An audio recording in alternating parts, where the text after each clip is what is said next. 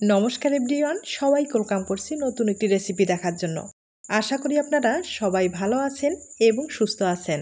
আজকে শুকনো চালের গুঁড়ো দিয়ে এবং আলুর পুর দিয়ে দুর্দান্ত স্বাদের একটা পিঠা রেসিপি নিয়ে আসলাম। পিঠা তো আপনারা অনেকভাবে খেয়েছেন, তবে এই পিঠাটা একবার হলো খেয়ে দেখতে পারেন। পিঠাটা খেতে এতটাই ভালো হয়, একবার খেলে স্বাদ কখনো ভোলা যাবে না। এবার চলুন কথা না বাড়িয়ে রেসিপিটি শুরু করা যাক। আশা করি আপনাদের ভালো লাগবে। আগে আমি পিঠার জন্য পুরটা তৈরি করে নেব। তার জন্য আগে থেকেই আমি কয়েকটা আলু সিদ্ধ করে রেখেছি। এবার খোসাটাকে ছাড়িয়ে নিতে হবে। এই পিঠাটা আমি ঝাল পিঠা হিসাবে আজকে তৈরি করব। আপনারা যদি মিষ্টি পিঠা হিসাবে খেতে চান সেক্ষেত্রে নারকেলের পুরটা ব্যবহার করতে পারেন, অথবা আপনাদের পছন্দ মতো পুর ব্যবহার করতে পারেন। আলুর খোসাটাকে আমি ছাড়িয়ে নিলাম। এবার পুরটা তৈরি করে নিতে হবে। কড়াইয়ে আমি 2 টেবিল চামচের মতো তেল ব্যবহার করলাম আর হাফ চামচের মতো জিরা ব্যবহার করলাম। এরপরে পেঁয়াজ কুচি, রসুন কুচি আর আদার কুচি দিয়ে খুব ভালোভাবে নেড়ে চেড়ে নিব। পেঁয়াজটা হালকা একটু বাদামি কালার আসলে এখানে স্বাদ মতো লবণ, হলুদ, জিরের গুঁড়ো, ধনিয়ার গুঁড়ো, একটু গরম মশলার গুঁড়ো আর একটু সামান্য পরিমাণে মরিচের গুঁড়ো সবগুলো একত্রে করে সামান্য পরিমাণে একটু জল ব্যবহার করব আর মশলাটাকে হালকা করে একটু কষে নেব। এরপরে এখানে দিয়ে দিব আমি মরিচ কুচি দিয়ে খুব ভালোভাবে নেড়ে চেড়ে নিব। আর এখন সিদ্ধ করা যে আলুটা আছে ভালোভাবে একটু ভেঙে দিলাম। এরপরে খুব ভালোভাবে নেড়ে চেড়ে নিব।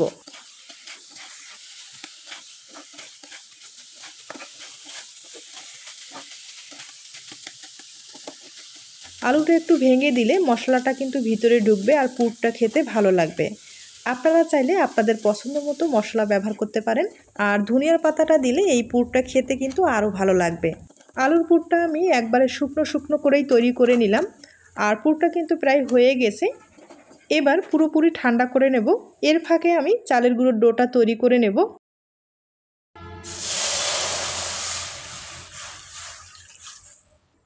কড়াইয়ে আমি পরিমাণ মতো জল ব্যবহার করলাম আর স্বাদ মতো লবণ দিয়ে দিলাম। এবার জলটাকে ভালোভাবে ফুটিয়ে নিতে হবে। আর ভালোভাবে ফুটানোর পরে এখানে আমি চালের গুঁড়ো ব্যবহার করব। আপনারা চাইলে কিন্তু এই ডোটা আটা অথবা ময়দা দিয়ে তৈরি করে নিতে পারেন। অনেক সময় দেখা যায় হাতের কাছে চালের গুঁড়োটা থাকে না, আটা অথবা ময়দা দিয়ে এই পিঠাটা খুব সহজেই তৈরি করে নিতে পারবেন। আর চালের গুঁড়ো আমি প্রায় এখানে 150 গ্রামের মতো ব্যবহার করলাম। এবার নেড়ে চেড়ে একটা ডো তৈরি করে নিতে হবে। আর ডোটা কিন্তু ভালোভাবে একটু সিদ্ধ করে নিতে হবে, তাহলে পিঠাগুলো তৈরি করতে সুবিধা হবে। এবার আমি প্লেটে ঢেলে নিব আর খুব ভালোভাবে একটা ডো তৈরি করে নিতে হবে। অনেকটাই কিন্তু গরম রয়েছে, তার জন্য একটা স্টিলের গ্লাস দিয়ে ডোটাকে আমি তৈরি করে নেব। আর কিছুটা ঠান্ডা করার পরে হাত দিয়ে ভালোভাবে ডোটা আমি তৈরি করব। এই চালের গুঁড়োর ডোগুলো একটু গরম অবস্থায় ভালোভাবে কিন্তু মথে নিতে হয়। আর ঠান্ডা হওয়ার পরে এই চালের গুঁড়োর ডোটা ফেটে যাওয়ার সম্ভাবনা বেশি থাকে। তাই যতটুকু সম্ভব গরম অবস্থায় কিন্তু হাতে ঠান্ডা জল লাগিয়ে এই ডোটা তৈরি করার চেষ্টা করবেন। তাহলে ডোটাও কিন্তু খুব সুন্দর মতো তৈরি হবে। আর যে কোনো পিঠার ডিজাইন তৈরি করতে গেলে কোনো রকম সমস্যা হবে না, খুব ইজিভাবে পিঠাগুলো তৈরি করতে পারবেন।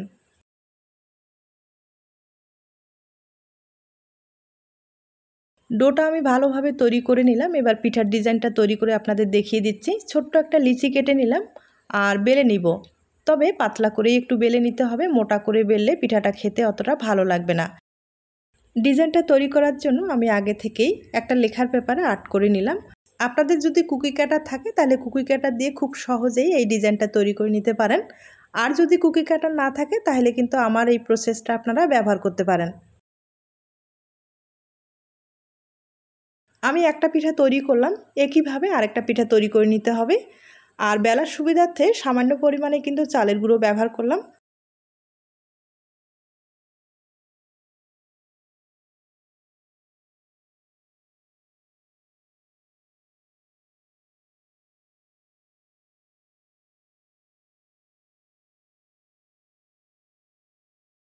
এবার আমি একটা পিঠায় মাঝখানে গোল করে কেটে নিব।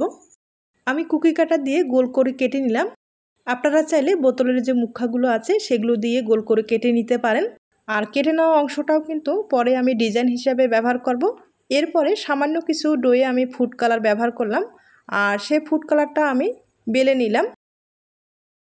এখন যেটা করতে হবে, 1 চামচের মতো ময়দা আর সামান্য পরিমাণে জল দিয়ে ভালোভাবে একটা পেস্ট তৈরি করলাম। এটা কিন্তু আঠার কাজ করবে, এই পেস্টটা অবশ্যই লাগবে। আটা অথবা ময়দা যে কোনো একটা ব্যবহার করতে পারেন। এবার ময়দার পেস্টটা চারিপাশে একটু লাগিয়ে দিলাম। আর ডিজাইনার যে পিঠাটা আছে সেটা কিন্তু উপরে দিয়ে দিলাম। আর দেখতেই পাচ্ছেন কতটা সুন্দর একটা ডিজাইন হয়েছে। এবার আমি আরেকটা পিঠায় পুর ব্যবহার করব। আর পুর কিন্তু সমানভাবে দিতে হবে, ছড়ানো যাবে না। আমি হাত দিয়ে খুব ভালোভাবে সমান করে দিলাম।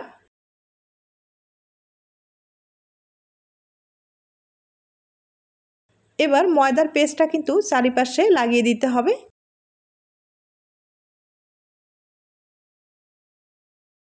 এবার ডিজাইনার পিঠাটা উপরে দিয়ে দিতে হবে আর ভালোভাবে কিন্তু বসাতে হবে।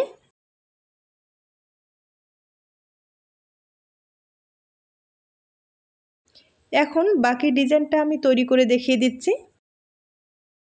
এবার আমি একটা কুকি কাটার দিয়ে দাগ দিয়ে দিলাম।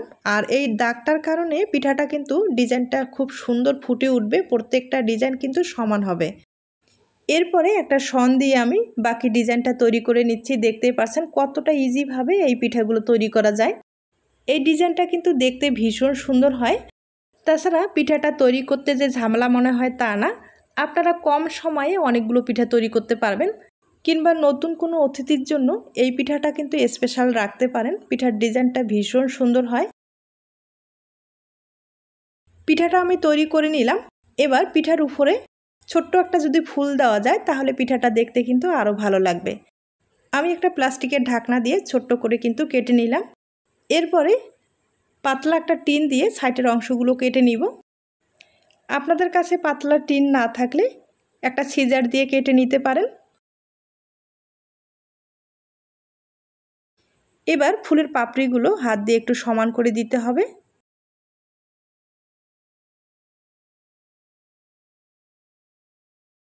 ফুলের পাপড়িটা কিন্তু খুব সুন্দর হয়েছে। এবার ময়দার পেস্ট দিয়ে ভালোভাবে বসাতে হবে। এবার ফুলের পাপড়িটার উপরে আমি ছোট্ট একটা ডো নিয়ে গোল করে উপরে দিয়ে দিব, তাহলে পিঠাটা দেখতে কিন্তু আরও ভালো লাগবে। আর দেখতেই পারলেন কতটা সহজেই পিঠাটা তৈরি করা যায়। আর পিঠাটা দেখতেও কিন্তু ভীষণ সুন্দর হয়েছে। আপনাদের পছন্দ হলে ট্রাই করতে পারেন। একইভাবে আমি কিন্তু অনেক কয়েকটা পিঠাই তৈরি করে নিলাম। এবার আপনাদের পিঠাগুলো তেলে ভেজে দেখিয়ে দিচ্ছি। আর পিঠাগুলো কিন্তু হালকা আছে, একবারে মুচমুচে করে ভেজে নিতে হবে, তাহলে পিঠাটা খেতে ভালো লাগবে।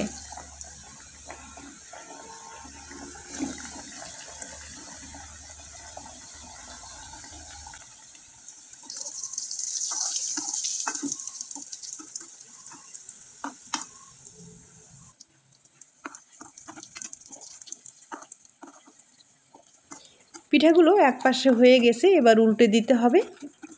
আর এই পিঠাগুলো একপাশে হওয়ার পরেই কিন্তু উল্টে দেবেন, বেশি নাড়াচাড়া করলে পিঠাটা ভেঙে যাওয়ার সম্ভাবনা বেশি থাকবে।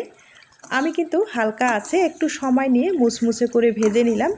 এবার তুলে দেখিয়ে দিচ্ছি। আর দেখতেই পাচ্ছেন পিঠাটা ভেজে নেওয়ার পরে কতটা সুন্দর হয়েছে। আর এইরকম যদি মুচমুচে পিঠা হয় খেতে কিন্তু ভীষণ ভালো লাগবে।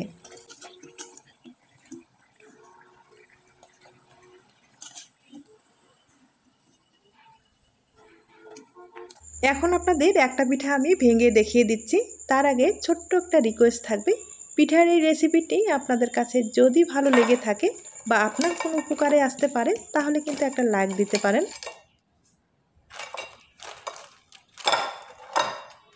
এবার আমি একটা পিঠা ভেঙে দেখিয়ে দিচ্ছি। পিঠাটা দেখতে যতটা লোভনীয় হয়েছে, আলুর পুর দিয়ে এই পিঠাটা খেতে কিন্তু ততটাই টেস্টি হবে।